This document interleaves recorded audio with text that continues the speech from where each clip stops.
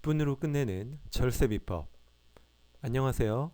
마술하는 세무사 마세TV의 절세 매지션입니다. 마술처럼 여러분들의 세금을 줄여줄 수 있으면 참 좋을 것 같습니다. 자, 오늘부터는 그 양도세에 대한 이야기를 해볼 텐데요. 그러려면 가장 기본이 되는 게 1세대 1주택이죠. 그래서 1세대 1주택의 모든 것, 그 첫 번째 시간을 잡아봤습니다. 오늘은 우리가 같은 세대라고 도대체 세금이 얼마야? 라는 제목을 한번 잡아봤는데요. 세법상 세대의 개념을 얼마나 잘 알고 있느냐에 따라서 우리가 내야 될 세금이 차이가 발생할 수 있다는 점을 알고 여러분들이 접근하시면 좋을 것 같습니다. 일단 양도세에 대해서 먼저 이야기를 하려면 계산 구조를 좀 알아야 될 것 같고요. 1세대 1주택의 정의 그리고 세법상 세대란 어떤지 간략하게 한번 살펴보도록 하겠습니다. 자, 얼마 전 뉴스에 나왔었죠. 미적분보다 어려워진 1주택자 비과세 요건. 네, 8.2 대책 때부터 12.16 대책까지 다양한 최근에 엄청나게 많은 세법이 변경이 되었는데요. 그래서 아마 뉴스에서도 표현을 이렇게 한 것 같습니다. 자, 우리 차근차근 하나씩 살펴보도록 할게요. 일단 양도소득세 계산 방법부터 살펴볼게요. 자, 내가 집 팔아서 5억을 벌었어요. 세금 얼마일까요? 자, 세무사분이 이렇게 이야기를 합니다. 몇 년 갖고 계셨어요? 그럼 저는 15년 갖고 있었습니다. 그럼 이분이 계산을 해서 나온 금액이 대략 1억 2천입니다 라고 이야기를 하는데, 이 과정을 한번 살펴보면 내가 취득해서 팔 때까지 그 차액을 우리는 양도차익이라고 하는데, 이걸 쉽게 얘기하면 번돈이죠. 내가 번 돈이 5억이에요. 5억인데 부동산 같은 경우는 주식처럼 수시로 사고 팔지 않기 때문에 오랫동안 보유했다. 그래서 장기 보유했기 때문에 특별히 빼주겠다. 특별공제. 그래서 장기 보유 특별공제라는 걸 적용을 해줍니다. 일반적인 부동산의 경우에는 최대 30%까지 비용으로 인정돼서 빼주는 게 있고요. 여기에 기본공제 250만 원을 빼주면 세금을 부과하는 과세표준이 나오게 됩니다. 여기에 6에서 42%의 세율을 적용하게 되면 양도소득세라는 국세와 여기에 10%인 지방소득세 10%가 나와서 총 1억 2천만 원이 계산이 되게 됩니다. 근데 양도세에서는 이 장기보유 특별공제와 세율이 최근에는 상당히 중요하게 됩니다. 왜? 다주택자의 경우에 다주택자가 조정대상 지역의 물건을 팔 때는 장기보유 특별공제를 적용하지 않고요. 뿐만 아니라 이 일반 세율 외에 2주택자는 10%, 3주택자는 20%까지 추가 과세를 하게 되어 있습니다. 자, 이제 장기보유 특별공제를 보게 되면 이렇게 돼 있죠. 자, 일단 1세대 1주택자의 경우에는 연 8%씩 해서 10년만 보유하면 최대 80%까지 비용으로 인정돼서 빼주게 됩니다. 그게 아니라면 과거에는 10년 보유하면 30% 빼줬던 걸 최근에는 15년까지 보유해야 연 2%씩 해서 30%를 빼주게 됩니다. 우리 1세대 1주택자는 8단을 생각하시면 되고요. 그게 아닌 경우에는 2단을 생각하시면 쉽게 기억할 수 있습니다. 자, 그런데 이 1세대 1주택자 9억을 초과하는 1세대 1주택자한테 적용해주는 장기보유 특별공제에 추가적인 요건이 붙었죠. 자, 올해부터 양도하는 1세대 1주택자는 조정대상 지역 여부에 불문하고 2년 거주 요건을 충족하지 못하면 이 최대 80%가 아니라 9구단 2단인 최대 30%까지밖에 장기보유 특별공제를 적용을 못 받게 돼 있고요. 올해를 지나 2021년부터 양도할 때는 거주 요건과 보유 요건 각각 연 4%씩 계산해서 장기보유 특별공제를 적용받게 됩니다. 이 부분은 나중에 다시 한번 살펴보도록 하고요. 자, 세율 한번 살펴볼까요? 이 세율은 기본적으로 1세대 1주택자, 그러니까 비과세라고 가정하지 않았을 때 이렇게 1억 2천이라고 하면 이제 조정대상 지역이 2주택자면 2배가 되겠죠. 2억 5천이 되고요. 3주택자는 3억까지 올라갑니다. 그래서 다주택자가 조정대상 지역에 주택을 팔 때는 이 세율에 따른 세부담 차이를 확연히 계산을 하고 인지하고 있을 필요가 있죠. 자, 1세대 1주택자 좀 극단적인 케이스를 가져와 봤는데요. 어느 지역인지는 잘 모르겠어요. 어쨌든 2006년에 한 6억 5천에 샀던 집이 2018년도에 117억 5천에 팔렸다고 가정을 해볼게요. 자, 1세대 1주택자라면 세금 어떻게 구하죠? 양도차익은 111억인데 고가주택 양도차익은 9억 초과분에 대해서 안분계산을 하게 됩니다. 그러면 102억이 나오고요. 그렇게 나온 거에 어떡하죠? 장기보유 특별공제를 최대 80%까지 적용받으면 102억 중에 82억이 비용으로 빠지게 됩니다. 그러면 양도소득 금액이 약 20억 정도 되고 여기에 250만 원을 빼면 과표가 20억 4,700. 여기에 일반 세율을 곱하면 내가 117억 5천을 통장으로 받아서 1세대 1주택자라면 내야 되는 세금이 9억 600만 원, 약 9억 정도가 됩니다. 그런데 이 사람이 만약 1세대 1주택자가 아니라면 일반적인 세율을 적용받는다면 세금이 어떻게 될까요? 장기보유 특별공제가 일단 80%가 아니라 30% 정도까지 적용을 못 받겠죠. 그로 인한 차이는 어마어마하죠. 9억이 아니라 35억의 세금을 내기 때문에 약 26억 정도 차이가 발생하게 됩니다. 그만큼 1세대 1주택 효력은 세금에 있어서는 엄청난 위력을 갖고 있다고 이해할 수 있습니다. 이런 집이 없을 것 같지만 우리나라에 있어요. 롯데 시그니엘도 시가 100억에 상당하고요. 한남 더일도 연예인들 많이 사시죠. 여기도 80억 이상의 주택들이 많이 모여 있습니다. 뭐 이렇게 극단적인 케이스 아니더라도 2012년도에 뭐 서울에 있는 집들을 샀다라면 17년, 19년까지 올라간 양도 차익을 보면 3배 이상 오른 데들이 많아요. 그쵸?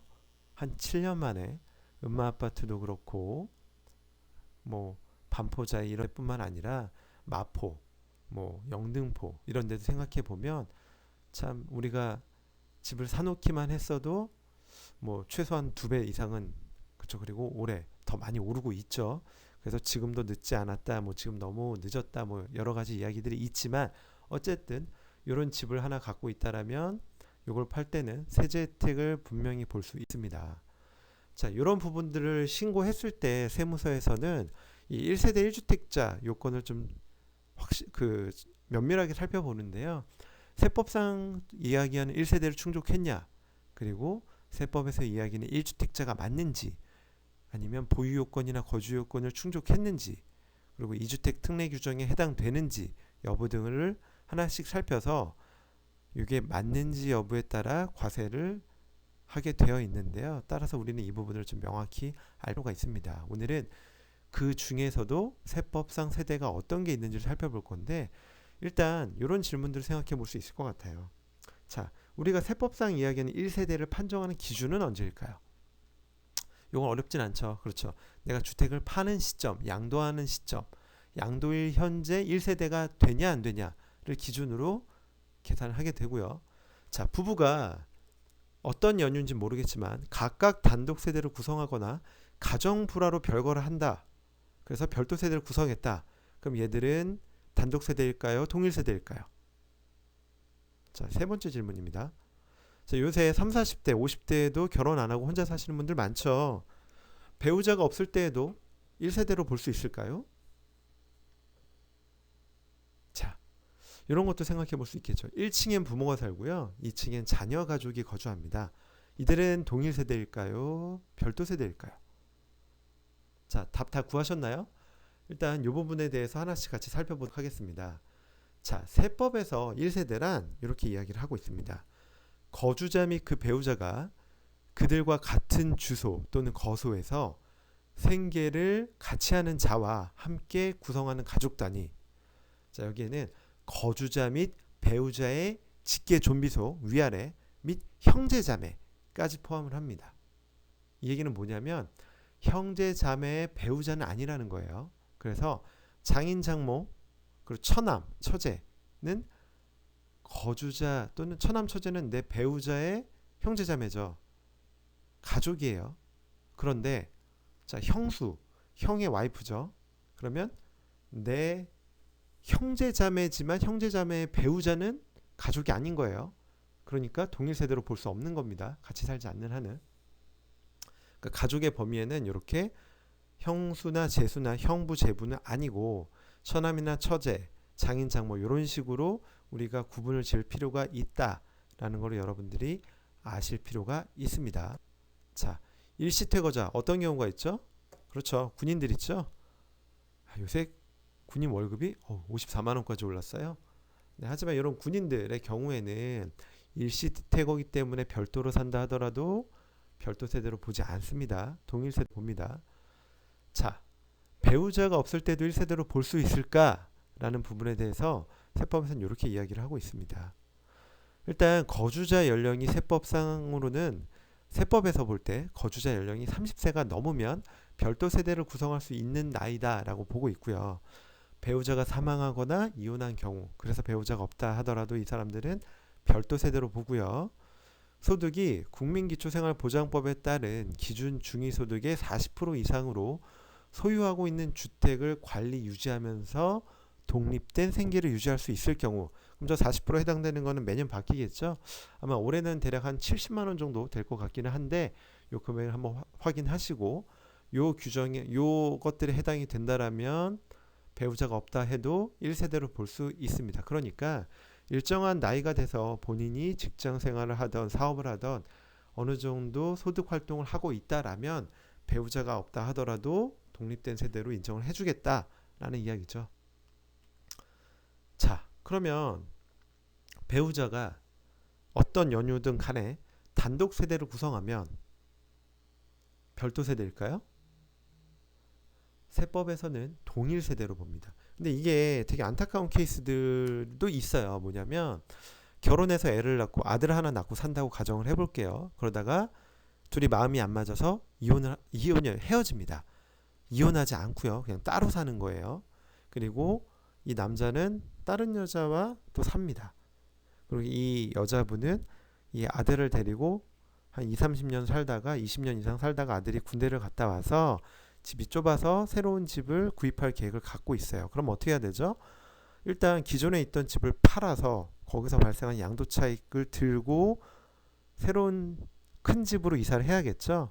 그래서 1세대 1주택 비과세로 신고를 합니다. 그런데 그러고 몇 달 뒤 세무서에서 과세예고 통지서가 날라와요. 왜? 야, 너는 1세대 1주택자가 아닌데 1세대 1주택자로 신고했으니까 세금 내 라고 나온다는 거예요. 그래서 알고 봤더니 이 20년 전에 헤어진 이 남자가 이 남자 명의로 집이 있는 거예요. 그러면 이 사람들이 법적으로 이혼을 한 게 아니잖아요. 그러니까 세무서에서 볼 때는 단독 세대를 구성한다 하더라도 배우자니까 동일 세대로 보니까 이거는 같은 세대가 집이 두 개가 있는 거예요. 여기 하나 더 보태면 만약에 조정대상 지역이었다 그러면 2주택 중과가 되고 장기보유 특별공제 적용을 못 받는 상황까지 올 수 있겠죠. 그래서 헤어질 거면 확실하게 도장 찍고 이혼을 해야 된다. 여튼 이런 안타까운 케이스도 발생할 수 있다라는 거고요. 자, 그러면 이런 경우는 어떨까요? 부부가 이혼 후 다시 삽니다. 같이 동거로. 그럼 어떻게 될까요? 자, 요거는 최근에 좀 많이 발생해요. 왜? 집값이 많이 오르니까. 각자 갖고 있는 집이 하나씩 있어요. 근데 내가 취득할 때 대비해서 지금 각자 10억씩 올랐어요. 그러면 얘가 1세대 1주택으로 하면 내야 될 세금이 거의 없는데 조정대상 지역이고 2주택으로 중과를 맞게 되면 내야 될 세금이 많아지겠죠. 아까울까요? 안 아까울까요? 많이 아깝기 때문에 이 사람들이 생각을 합니다. 또 나이도 많이 50대 이상까지 되셨다면 50대까지 이혼 서류 하나 한다고 해서 내가 살아가는데 큰 문제가 없다. 실제로 생각보다 이렇게 위장 이혼하신 분들이 많더라고요. 상담을 하면서 좀 놀랬던 케이스인데 이것 때문에 정말 이혼 서류까지 하냐라고 생각을 했지만 그렇게 합니다. 그런데 그러면 세무서에서는 이렇게 해가지고 1세대 1주택자야 라고 나 신고하면 받아줄까요? 기본적으로 과세관청은 실질과세 원칙을 따르기 때문에 야, 니네 세금 줄이기 위해서 서류상으로만 이혼한 거 아니야. 그러니까 니네는 1세대 1주택자가 아니고 2주택자야, 세금 내 라고 고지서가 날라옵니다. 그랬더니 어떤 분이 집요하게 소송을 하기 시작을 합니다. 그래서 2017년도에 엄청난 판결이 나와요. 대법원에서 뭐라고 나오냐면 양도소득세를 자, 이런 걸 한번 살펴볼게요. 홍길동은 형의 부부와 함께 거주하는 동일 세대이다. 홍길동이 주택 한 채가 있고요. 형수가 주택 한 채를 갖고 있습니다. 자, 홍길동이 주택을 먼저 양도하면 1세대 1주택일까요? 자, 아까 가족의 범위에 대해서 한번 살펴봤었죠. 자, 형수는 누구예요? 형제, 자매, 배우자니까 가족이에요? 아니에요? 아니죠. 그러니까 1주택자로 양도가 되는 거고요. 자, 형수가 반대로 형수가 주택을 먼저 양도하면 1세대 1주택자일까요? 자, 아니에요. 홍길동은 배우자의 형제자매예요. 배우자의 형제자매죠. 그러니까 형제자매는 뭐죠? 형제자매의 배우자가 안 되지만 형제자매까지는 같은 가족으로 보니까 얘는 세금 신고를 해야 됩니다. 이거 헷갈리시면 안 돼요. 자, 그리고 아까 네 번째 질문이었나요?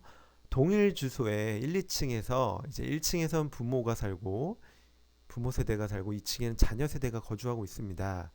어떻게 볼까요? 같은 세대일까요? 아닐까요? 자, 부모 세대와 자녀 세대가 각자의 소득으로 각자의 가사 비용 등을 독립적으로 운용을 한다라면 요거는 실질과세 원칙에 맞춰서 생계를 달리한다라고 판단을 합니다. 하지만 이렇게 구분되어 있지 않다라면 동일 세대로 보아 과세할 가능성이 상당히 크겠죠. 양자의 직계 존속은 생부모일까요? 아닐까요? 자, 요건 어떻게 보냐면 주민등록상 여부에 불구하고 실질적 생계를 같이 하는지 여부에 따라 판단합니다. 얘도 결국은 실질을 봤을 때 생계를 같이 하는지 아닌지에 따라서 동일 세대로 보냐 안 보냐로 보겠다라는 거죠.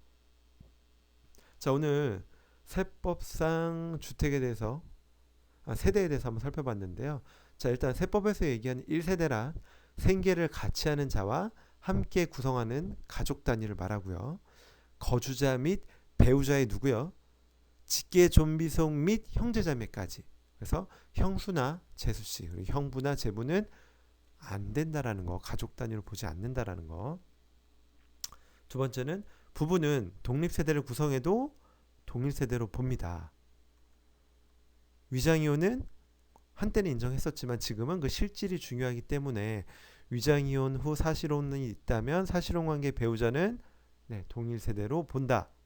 그리고 세대 개념이 애매할 땐 실질과세의 원칙을 준용한다. 이 세 가지를 여러분들이 잘 기억하시면 세법에서 얘기하는 세대 개념을 잘 이해하시고 이로 인한 피해를 받지 않을 것으로 생각이 됩니다. 자, 오늘의 세무상식 여기까지 보도록 하겠습니다. 조금 길긴 했는데 도움이 되셨다면 구독, 좋아요 눌러주세요. 감사합니다.